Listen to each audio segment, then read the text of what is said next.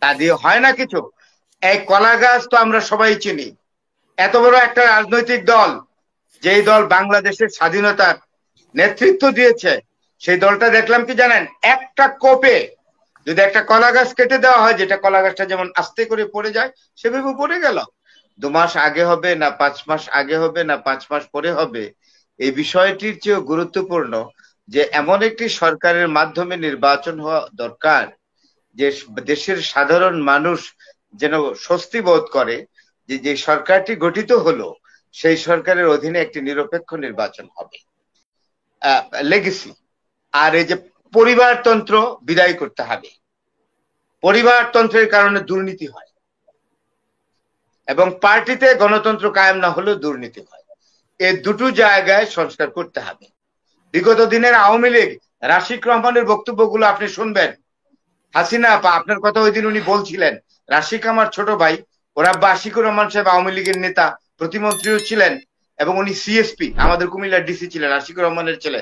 রাশিক সত্যি কথা বলেছে যে আওয়ামী লীগ ভরে গেছিল হাইব্রিডে এবং কন্ট্রাক্টরের দল, ঠিকাদারদের দল হিসেবে। এখানে কোনো সব্যসাচী রাজনীতিবিদের কোনো স্থান ছিল না। সুতরাং পরিণতি যা হওয়ার তা হয়েছে, এটা অবিসম্ভাবী ছিল। আমাদের মামুন ভাই এই আওয়ামী লীগ যখন ক্ষমতায় ছিল উনি বারংবার বলেছেন এবং তর্জনী খাড়া করে বলেছেন, পরিণতি তো তাই হলো।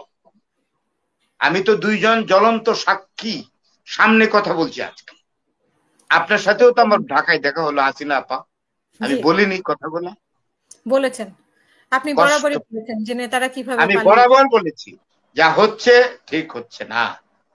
এটা তো এমন অবস্থা হলো, আওয়ামী লীগ আমাদের আক্তার ভাই বঙ্গবন্ধুর 7ই মার্চের ভাষণে উদ্দীপ্ত হয়ে অস্ত্র হাতে নিয়েছেন। তখন ওনার বয়স খুবই কম।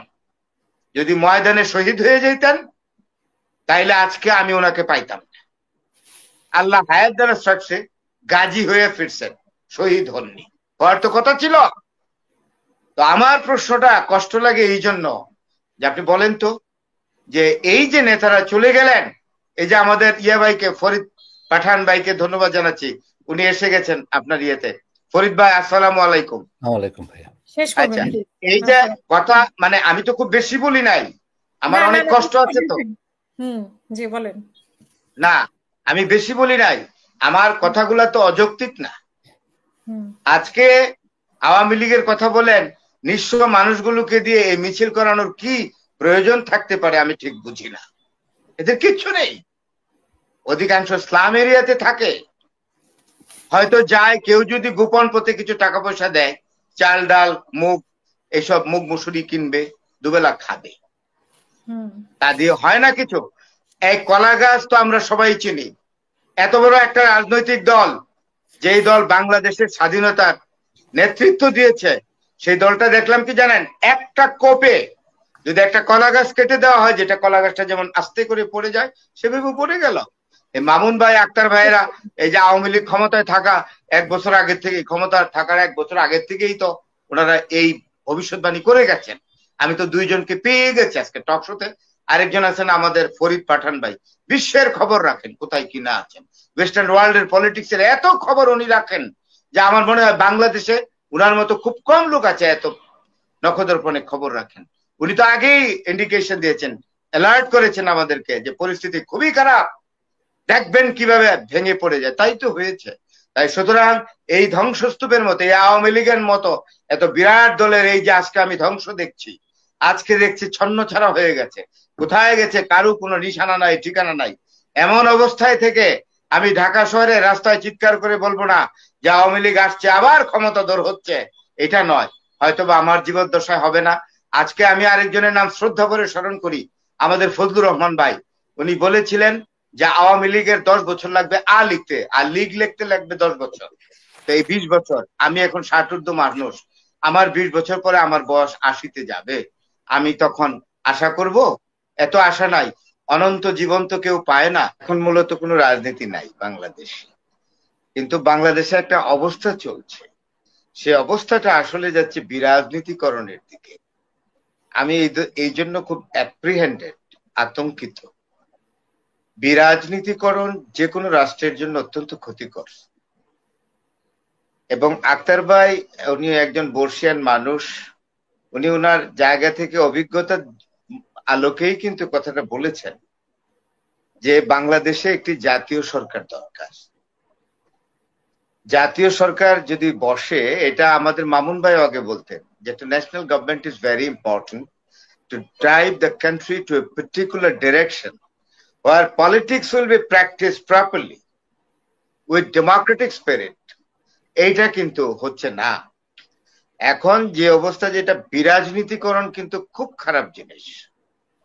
তো সুতরাং আমি যেটা বলবো যে জাতীয় সরকারের আমি পক্ষে, এবং নির্বাচন নিয়ে যে কথাগুলো হচ্ছে, নির্বাচন 2 মাস আগে হবে না 5 মাস আগে হবে না 5 মাস পরে হবে, এই বিষয়টির চেয়েও গুরুত্বপূর্ণ যে এমন একটি সরকারের মাধ্যমে নির্বাচন হওয়া দরকার যে দেশের সাধারণ মানুষ যেন স্বস্তি বোধ করে যে যে সরকারটি গঠিত হলো সেই সরকারের অধীনে একটি নিরপেক্ষ নির্বাচন হবে।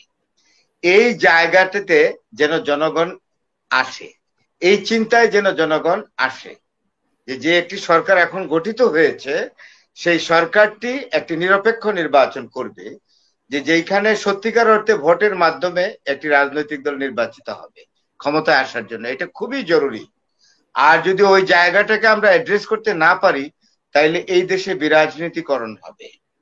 এবং আমরা জীবনের এই শেষ বেলায় এসে যে এই আমাদের দেশটা যেটা স্বাধীন হয়েছে যুদ্ধের মাধ্যমে, রক্তক্ষয়ের মাধ্যমে, তো সেই দেশে যদি এই অবস্থা চলে তাহলে আমাদের আর কিছু করার থাকে না। কারণ আমি স্বাধীনতা যুদ্ধ দেখেছি, তো যারা দেখেছেন, আক্তার ভাই যুদ্ধ করেছেন, আমাদের যন্ত্রণা খুব বেশি। কতগুলো সংস্কারের বিষয়ে কথা বলি, সংস্কার নিয়ে কিন্তু কথা হয় প্রতিদিন, এবং রিফরমেশনের কথাটা এখন বাজওয়ার্ড হয়ে গেছে। সেই জায়গায় দুটো জিনিস অবশ্যই করতে হবে সংস্কারে, দুটো জিনিস। এর জন্য যদি 1-2 মাস নির্বাচন পেছনেও যায়, আমি এটাকে সমর্থন করব। সেটা হলো এই যে আপনার রাজনৈতিক দলগুলোর মধ্যে সংস্কার দরকার, স্পেসিফিক রিফরমেশন। যে আক্তার ভাই বা ফরাদ হোসেন কোন দলে সারা জীবন সভাপতি থাকবেন, এই প্র্যাকটিস ঠিক না। মামুন ভাই বা আরো XYZ একজন সারা জীবন কোন দলের মহাসচিব বা সাধারণ সম্পাদক থাকবেন, এটা ঠিক না। উইদিন দ্য পার্টি ইলেকশন হবে, এবং সেইখানে সভাপতি এবং সাধারণ সম্পাদক বা নির্বাচিত হবে, প্রেসিডেন্ট সেক্রেটারি নির্বাচন হবে, free franchise within the party. Free franchise না হোক, আপনারা যারা ইলেকট্রাল ভোটের অধিকারী হয়েছেন তাদের মাধ্যমে নির্বাচিত হবে। পার্টিতে আগে গণতন্ত্র নিশ্চিত করতে হবে, এবং তা হইলেই আপনার নির্বাচন কমিশন এটার উপরে তদারকি করতে পারবে। এমনকি সুপ্রিম কোর্টের উপরে, এখানে আমাদের মামুন ভাই আছে, যে উচ্চ আদালতের এখতিয়ার থাকবে যে যেই পার্টিতে বিভিন্ন পদগুলো নির্বাচনের মাধ্যমে, বিশেষ করে সভাপতি এবং সাধারণ সম্পাদক বা প্রেসিডেন্ট এবং সেক্রেটারি পদ নির্বাচনের মাধ্যমে হবে। এলো 1।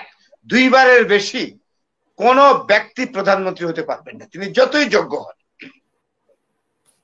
2 বারের বেশি প্রধানমন্ত্রী হলে উনি বারবার প্রধানমন্ত্রী হবেন, এতে একটা ডিনাস্টিক্যাল কনসেপ্ট তৈরি হয় লেগেসি ফ্যামিলিতে। যে আক্তার ভাই, মেজর আখতারুজ্জামান অত্যন্ত প্রধানমন্ত্রী হিসেবে ভালো চালিয়েছেন, 5 বছর 10 বছর 15 বছর, ওনার ছেলে হবে এখন প্রধানমন্ত্রী। No, the country should be exactly taken off from this sort of legacy. আর এই যে পরিবারতন্ত্র বিদায় করতে হবে।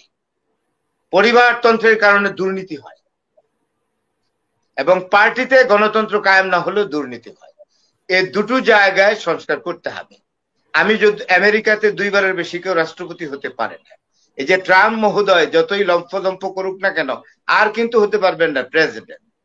একটাই ব্যতিক্রম ঘটেছিল, যেটা ফ্রাঙ্কলিন ডি রুজভেল্টের আমলে, সেকেন্ড ওয়ার্ল্ড ওয়ারে, because of the emergency period due to the second world war, ওনাকে এবং এয়ারপোর্ট থেকে একেবারে তালা বন্ধ করে দিছে, কোনো লোক না। আমরা কেন সেটা পারছি না, সেটা আমার জানার বিষয়। এই জায়গাগুলোকে সংস্কার করেন, রাজনীতি হবে এই দেশে, ডেমোক্রেসি চলবে। আর তা না হলে বিরাজনীতি করবে, ফ্যাসিস্ট হবে এবং ডিক্টেটর তৈরি হবে। আপনি কোনোদিন সুখ পাবেন না। কারণ আমরা পাকিস্তানের সঙ্গে 23 থেকে 24 বছর ছিলাম, তো সুখের পৃথিবী ছিল না।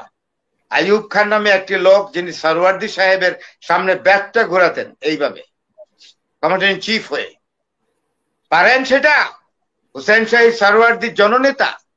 When he was the Prime Minister of Pakistan in 1957, general Ayub was the Commander in Chief of Pakistan Army. ব্যাগটা প্রধানমন্ত্রীর সামনে ঘোরাতেন।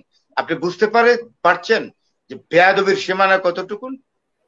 সেই ধরনের। আর পাকিস্তান আমলে কয়দিন? সবই তো ফৌজি শাসন ছিল। যখন